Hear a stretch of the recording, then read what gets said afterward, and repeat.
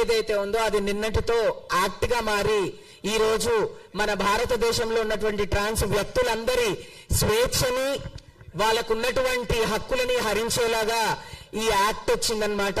దీంట్లో ముఖ్యంగా మాట్లాడుకోవాల్సింది ఏంటి అంటే సుప్రీంకోర్టు 2024లో నల్సా జడ్జిమెంట్ ఇచ్చింది. దాంట్లో సెల్ఫ్ ఐడెంటిఫికేషన్ అని క్లియర్ గా రాసింది.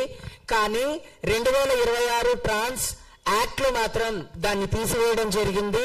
అండ్ అలాగే నేను ట్రాన్స్ మహిళను, నేను ఒక ట్రాన్స్ పురుషుణ్ణి అని ప్రూవ్ చేసుకోవాలంటే మాత్రం ఖచ్చితంగా మెడికల్ బోర్డు దగ్గరికి వెళ్ళి ఆ మెడికల్ బోర్డు ముందు బట్టలు విప్పి వాళ్ళు చేపించిన విన్యాసాలన్నీ చేసి ఆ తర్వాత నేను ట్రాన్స్జెండర్ సర్టిఫికేట్ తీసుకోవాలి యాజ్ బీజేపీ గవర్నమెంట్ చెప్పిన రూల్ ప్రకారం. నేను ఒక ప్రశ్న అడుగుతున్నాను, నేనంటే వయసులో ఉన్నాను, నేను ఉస్మానియా హాస్పిటల్ రోడ్డు మీదో గల్లీలోనో లేకపోతే లైన్లోనో నిలబడి నేను ట్రాన్స్జెండర్ సర్టిఫికేట్ తెచ్చుకుంటాను, ఎందుకంటే నేను ట్రాన్స్ విమెన్ కాబట్టి నాకు సర్టిఫికేట్ కావాలి.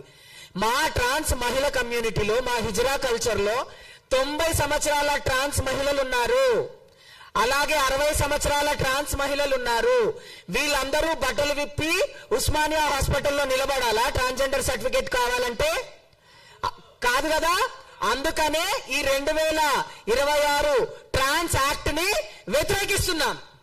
అండ్ ఇంకొక విషయం ఏంటి అంటే ఈ ట్రాన్స్జెండర్ యాక్ట్ లో ఎవరైనా చిన్నపిల్లలకి మీరు సర్జరీలు చేపిస్తే, ఎవరైనా చిన్నపిల్లలను మీరు ఎత్తుకొని వెళ్ళిపోతే, ఎవరైనా చిన్నపిల్లలు రోడ్డు మీద అడుక్కుంటే మీ పైన 12 సంవత్సరాల కఠిన కారాగార శిక్ష విధిస్తామని అంటున్నారు.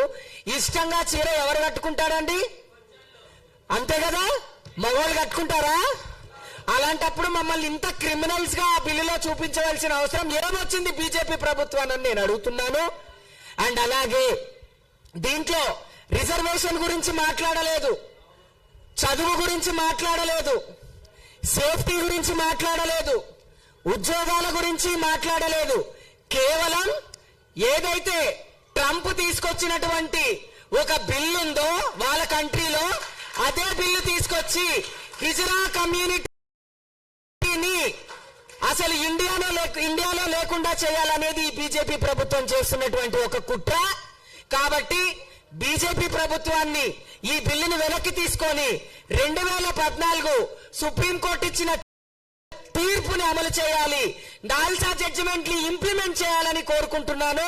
మీరందరూ కూడా 2026 ట్రాన్స్ బిల్ ని వ్యతిరేకించి, సొసైటీలో ఉన్నటువంటి వాళ్ళు చాలా మంది మాకు సపోర్టివ్ గా ఉన్నారు, వాళ్ళందరూ మాకు సపోర్ట్ చేసి ఈ బిల్లుని ఖచ్చితంగా, ఈ యాక్ట్ ని ఖచ్చితంగా వెనక్కి పంపించి 2019 ట్రాన్స్ యాక్ట్ ని గాని 2014 నల్సా జడ్జిమెంట్ ని గాని ఇంప్లిమెంట్ చేయాలని మన తెలంగాణ ముఖ్యమంత్రి అయిన రేవంత్ అన్నని కోరుకుంటున్నాను. Thank you.